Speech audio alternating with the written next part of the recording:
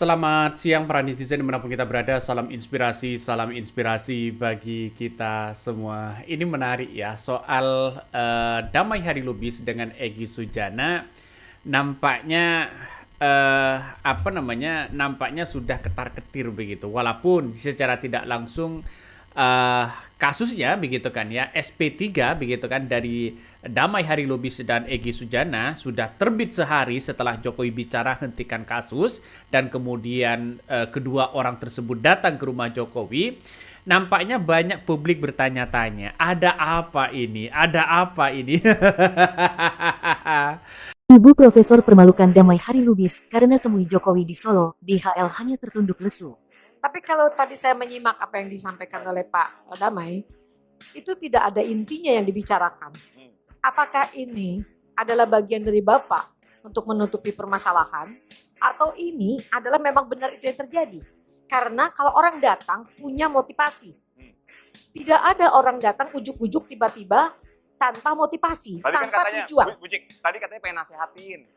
Nasehatin Pengen si Pak Jokowi. nasehatinnya seperti apa yang sehingga Bapak bisa mendapatkan SP3?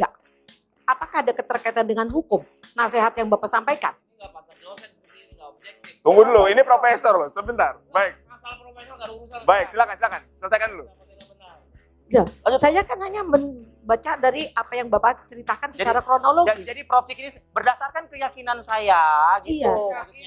Iya, betul. Oke. Kan Bapak kan tadi cerita. Mic-nya kalau mau ngomong boleh pakai mic, Bang. Bapak kan tadi cerita. Nah, ini- Berdasarkan cerita Bapak, saya nyimak belum ada intinya. Ya, Belum silakan. ada intinya, karena intinya dari tadi kan hanya cerita tentang yang menurut saya remeh-temeh begitu. Kalau yang intinya Prof. Cik apa? Prof. Cik? Itu yang saya pikirkan Nah, di yang sini pikirkan apa? menurut saya Ya. orang datang pasti memiliki suatu motivasi dan tujuan. Ya, oke. Lah kalau sekarang tujuannya kan mau diomongin. Yang berujung ke sore ini keluar surat kan? Iya, tiba-tiba keluar surat, kan tidak ada yang namanya Nah. segala sesuatu tanpa sebab Jadi akibat. Ibu Tapi pas diundang oleh beberapa stasiun TV begitu kan untuk menceritakan suasana bagaimana Damai Hari Lubis ya dengan Egy Sujana pertemuan dengan Jokowi, nampaknya gelagapan begitu. Ada apa ini?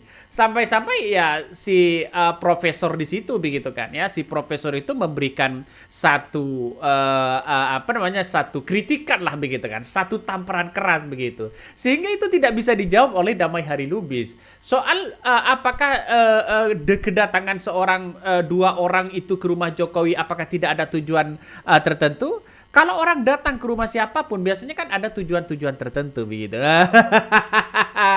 Tapi terus berputar-putar begitu. Pada akhirnya ya malu sendiri begitu kan ya. Dengan keluarnya SP3 itu begitu kan ya, betapa besarnya relasi kekuasaan yang terjadi selama ini. Ini yang seharus kita lihat. Kok bisa Bang mengatakan seperti itu? Coba. Egy Sujana ya dengan Damai Hari Lubis sudah menjadi tersangka, itu klaster pertama begitu kan ya, klaster pertama. Dan kemudian ada yang lain begitu kan ya, yang kemudian tetap begitu yang tidak datang ke rumah Jokowi, tapi ada nuansa-nuansa relasi kekuasaan yang kuat. Kok bisa-bisanya hanya datang ke rumah Jokowi tiba-tiba sudah SP3? Artinya apakah ada ada nuansa-nuansa drama-drama yang kemudian disembunyikan dalam hal ini begitu.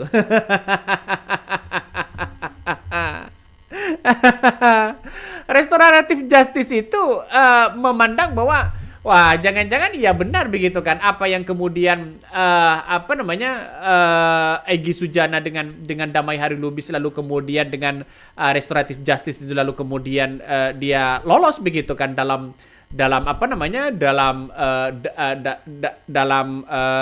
tersangka begitu. Ini kan masih banyak muncul narasi-narasi itu begitu. Seorang profesor bisa mempermalukan Damai Hari Lubis ya, karena menemui seorang Jokowi di Solo begitu kan. Nah ya, hanya bertunduk lesu. Yang awalnya Egy Sujana itu kalau kita melihat wah, keluar-keluarnya luar biasa soal dugaan ijazah palsu, dan pada akhirnya sekarang sudah tidak berkutik lagi di depan seorang Jokowi. Ini Polda Metro Jaya stop penyidikan Egy dan Damai Hari Lubis soal dugaan ijazah Jokowi. Ya. Orang kan mesti wah kok segampang itu Jokowi ya. Kan kelihatan kan siapa yang menguasai di situ kan ya, yang dikatakan oleh Hasto percok begitu kan ya, itu kan percok itu yang menguasai siapa begitu ya kan, kelihatan relasi kekuasaannya kan kelihatan begitu. Makanya dengan adanya seperti ini ya, ini harus diwanti-wanti begitu, bahwa persoalan-persoalan negara ini sebenarnya kalau hukum ya tetap ditegakkan ya seadil-adilnya lah begitu kan ya. Banyak komentar-komentar netizen mengatakan begini, bukan jiwa pejuang ya, ibarat pertempuran rela meninggalkan teman bergabung dengan musuh di tengah pertempuran. Memangnya mantan presiden bisa ya meng-SP3 kasus ini? Ya bertanya dengan nada lembut. Ya dengan adanya relasi kekuasaan bukan tidak mungkin itu kan. Itu kan sudah dijelaskan oleh Polda Metro Jaya begitu, menghentikan soal penyidikan Egy Sujana dan Damai Lubis di kasus dugaan ijazah palsu ini kan. Restoratif justice itu kan bisa saja ditampilkan begitu kepada publik, tapi kan publik kan masih bertanya-tanya, kok sebegitu ngerinya, ada apa begitu kan, relasi kekuasaannya kok sangat kuat sekali begitu. Ngeri-ngeri sedap bos ya, ngeri-ngeri sedap. Berbeda dengan apa yang disampaikan oleh Dr. Tifa begitu. Dr. Tifa justru membandingkan ijazah-ijazah Jokowi yang satu angkatan dengan Jokowi tahun 1985. Ternyata perbedaan yang mencolok di situ adalah soal materai. Warnanya biru ya milik Jokowi, dan kemudian yang satunya adalah berwarna oranye begitu kan. Ini yang kemudian juga menjadi spekulasi besar. Mengapa seorang Jokowi tidak kunjung menunjukkan ijazahnya? Ya, ada apa begitu kan? Ini padahal ya si Rismon ya, terus kemudian Rosio dan Dr. Tifa ini sudah menemukan fakta-fakta di mana yang satu angkatan dengan Jokowi di situ begitu. Nah, kita tunggu saja begitu. Kita tunggu saja. Ini kan pasti akan ada pembanding juga dari yang lain. Ngeri-ngeri sedap mas, ngeri-ngeri sedap. Coba kita baca lagi komentar-komentar dari netizen ya, banyak sekali pro dan kontra. Ini coba kita baca, ini salah satunya ya, coba kita baca. Ada yang kemudian mengatakan bahwa relasi kekuasaan. Nah, ada yang mengatakan, kok relasi kekuasaan? Giliran dilawan narasinya lain lagi. Ini coba udah di stop begitu kan, Egy Sujana dengan Damai Harilubis sudah di stop di situ. Mungkin salah satunya ingin menghindari ya soal polemik-polemik ijazah ini begitu kan. Ya, benar-benar hebat Mulyono ini ya. Ya kayaknya hukum RI ini tunduk sama dia. Semua bisa diatur, makanya ketum-ketum partai yang mungkin bermasalah patuh sama Mulyono. Ini konstitusi dirubah. Ada yang mengatakan seperti itu. Tapi yang jelas restoratif justice itu kalau ada perdamaian sebenarnya bisa begitu kan ya, laporannya itu berarti kan dicabut begitu.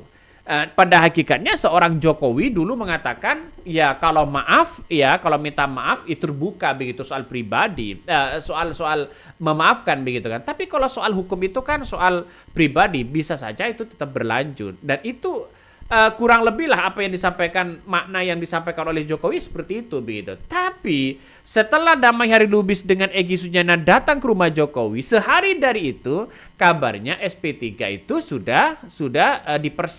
artinya sudah siap untuk Damai Harilubis dengan Egy Sujana, dan pada akhirnya SP3 itu sudah keluar kabarnya begitu. Nah, Koordinator Bidang Advokat Pembela Ulama dan aktivis TPUA Damai Harilubis memastikan bahwa surat perintah penghentian penyidik SP3 atas dirinya di Polda Metro Jaya telah keluar pada hari Kamis yang lalu.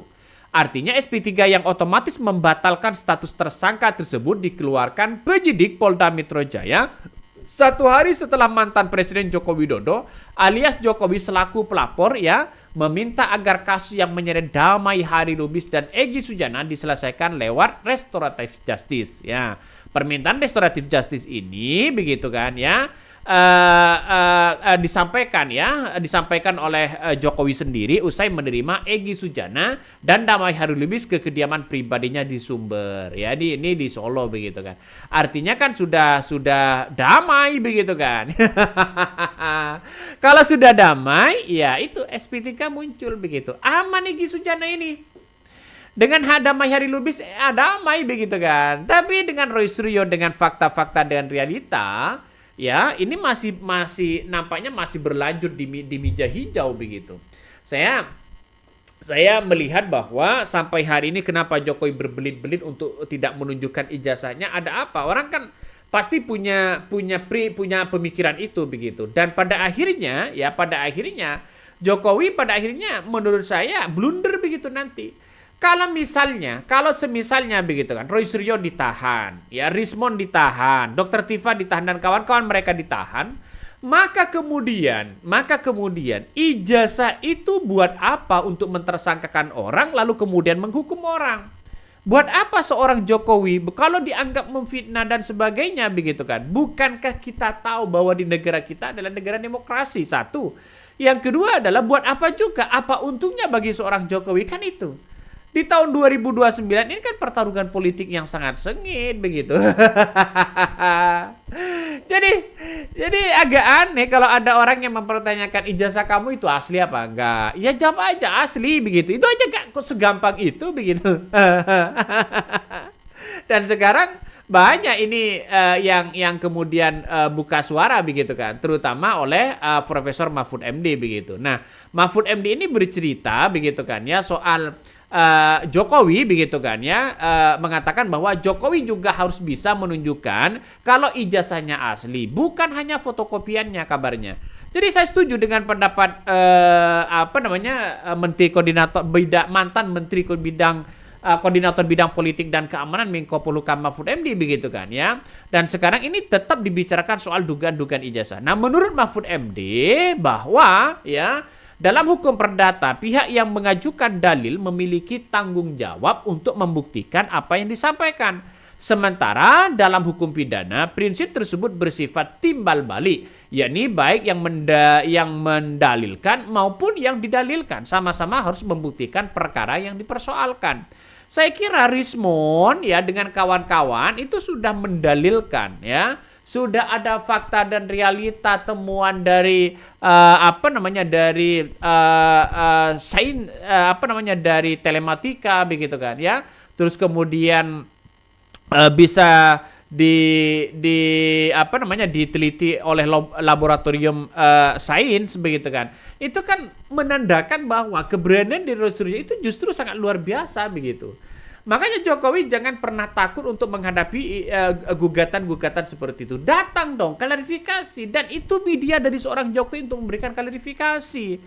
Kalau seorang Jokowi membuktikan, tidak usah capek-capek lapor sana-sini.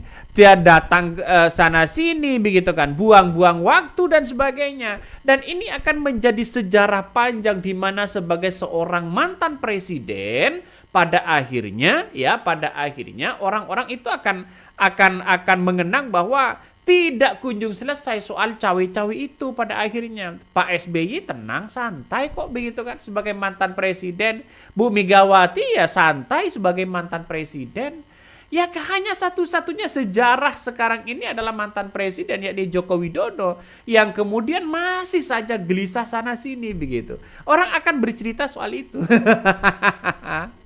Apalagi memenjarakan rakyatnya sendiri begitu kan. itu jauh begitu. Dalam artian bahwa orang-orang di luar sana pasti punya cerita masing-masing begitu soal presiden nanti begitu kan ya. Ya setiap pilpres pasti muncul nama-nama Jokowi itu.